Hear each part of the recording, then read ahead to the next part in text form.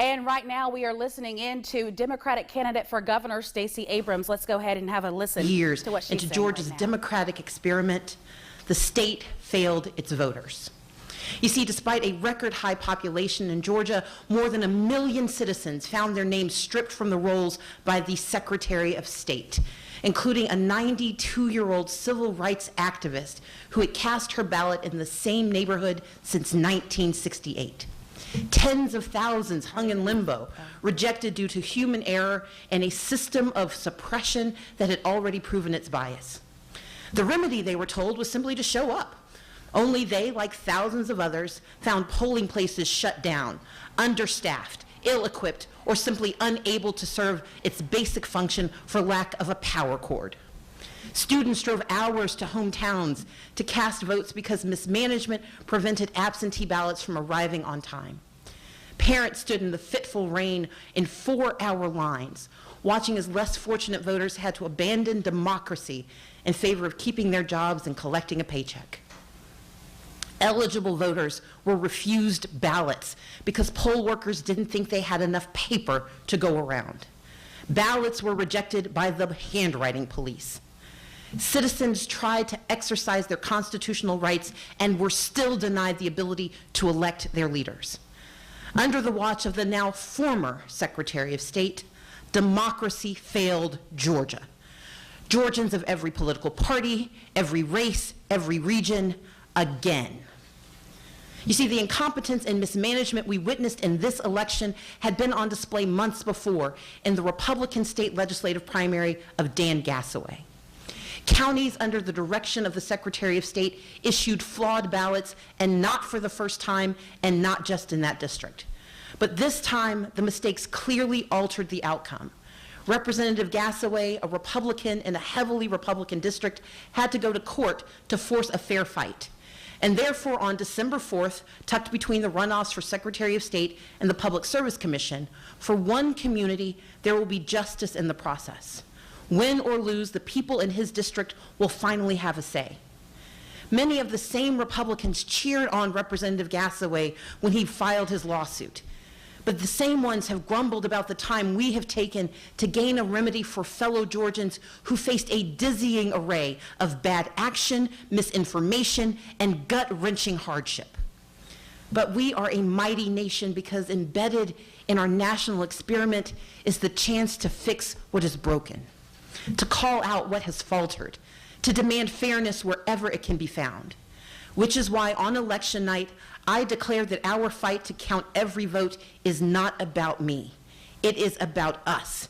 It is about the democracy that we share and our responsibility to preserve our way of life. Our democracy. Because voting is not a right for some. It is a right for all, and it is not a privilege. I stand here today as witness to that truth. This election is about all of us, as is the resolution of this moment. I acknowledge that former Secretary of State Brian Kemp will be certified as the victor in the 2018 gubernatorial election. But to watch an elected official who claims to represent the people in this state baldly pin his hopes for election on the suppression of the people's democratic right to vote has been truly appalling. So let's be clear. This is not a speech of concession. Because concession means to acknowledge an action is right, true, or proper.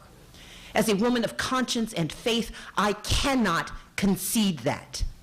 But my assessment is the law currently allows no further viable remedy. Now, I could certainly bring a new case to keep this one contest alive, but I don't want to hold public office if I need to scheme my way into the post. Because the title of governor isn't nearly as important as our shared title, voters. And that is why we fight on, and why I want to say thank you. Thank you to those of you who organized your communities and shattered records. More than 1.9 million voters who stood up in this midterm for protecting our public schools, for continuing criminal justice reform, for Medicaid expansion, and for real economic mobility for all of our counties. We won state house races and Senate races, a new seat in Congress, and we put America on notice that change is not coming to Georgia, it has arrived. and you made it so. But those who feared change pushed back. And so we waited for the whole truth of this election, good and evil. We waited for it to come forth. So thank you to those of you who shared your stories, for the tens of thousands of calls into our voter protection line. Thank you for volunteering your hours after the polls closed and for the last 10 days, for driving to all 159 counties and hearing the concerns of Georgia citizens through tears and frustration and disappointment. Because you see, Georgia still has a decision to make about who we will be in the next election, and the one after that, and the one after that. So we have used this election and its aftermath to diagnose what has been broken in our process. Make no mistake, the former Secretary of State was deliberate and intentional in his actions. I know that 8 years of systemic disenfranchisement, disinvestment, and incompetence had its desired effect on the electoral process in Georgia. I also know that we live in a nation where 4 federal judges were necessary to force the counting of the ballots cast in the face of Brian Kemp's opposition to and disregard for their lawful consideration. I know that millions of Georgians, of Americans, of goodwill, and various partisan beliefs, they are enraged by these truths. Now, in response, you may seek to vent your anger, or worse, to turn away from politics, because it can be as rotten and rigged as you've always believed. But I implore each of you not to give in to that anger or apathy, but instead turn to action. Because the antidote to injustice is progress. The cure to this malpractice is a fight for fairness in every election held, in every law passed, in every decision made. Pundits and hyper-partisans will hear my words as a rejection of the normal order.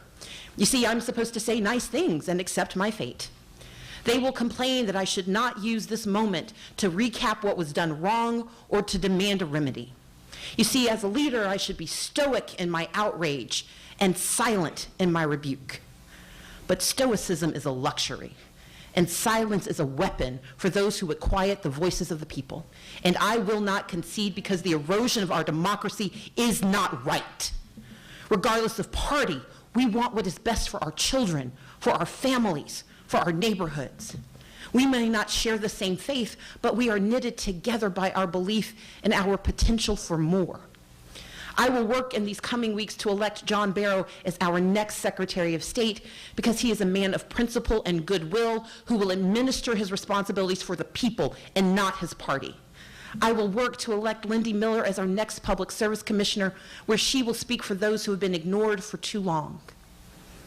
And I will pray for the success of Brian Kemp, that he will indeed be a leader for all Georgians, that he will pledge to fight for the rights of those who disagree with him, and that he will keep his promises, that he will refuse the call of those who see how close this election really was. Because we know that some are going to propose to make voting even harder. They see voter engagement in communities of color and they cry fraud, or they lie about the cost of democracy to justify closing more polling places. I pray he will reject this vicious and tired response in favor of preserving what has left and what is left of our state's reputation for equality and civil rights. But I will not leave it to prayers alone. As I have for more than 25 years, I will stand with my fellow Georgians in pursuit of fairness. You see, I did so as a college student, speaking in the shadow of Abraham Lincoln and Martin Luther King Jr. at the 30th anniversary of the March on Washington. I did so as Democratic leader of the House of Representatives and as the Democratic nominee for governor of Georgia. And now I will do so as a private citizen, ready to continue to defend those whose choices were denied full expression. Today, I announce the launch of Fair Fight Georgia, an operation that will pursue accountability in Georgia's elections and integrity in the process of maintaining our voting rolls.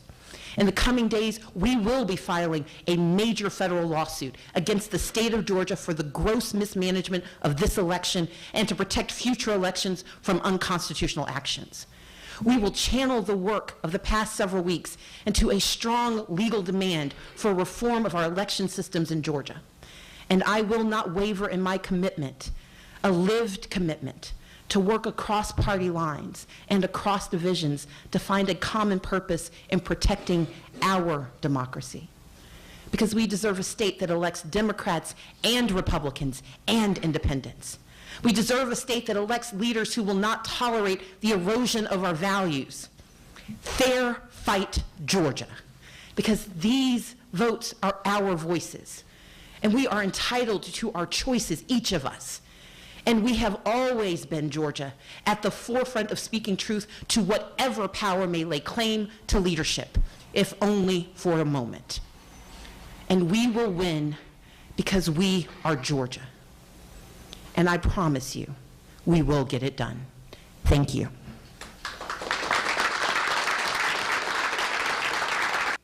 All righty, and we just heard from former Democratic candidate for governor Stacey Abrams. You heard her there just say that this is not a concession speech, but at the same time, she will no longer challenge Republican candidate Brian Kemp in the race for governor. Instead, she says she's going to focus on making sure that all voters' rights are observed and all voters' voices are heard. You heard her there saying that she is done with the governor's race, but she is starting Fair Fight Georgia, and that's an initiative to focus on Georgia's voters. And she also said that she's going to focus on the Secretary of State's race and the Democratic Party here in Georgia.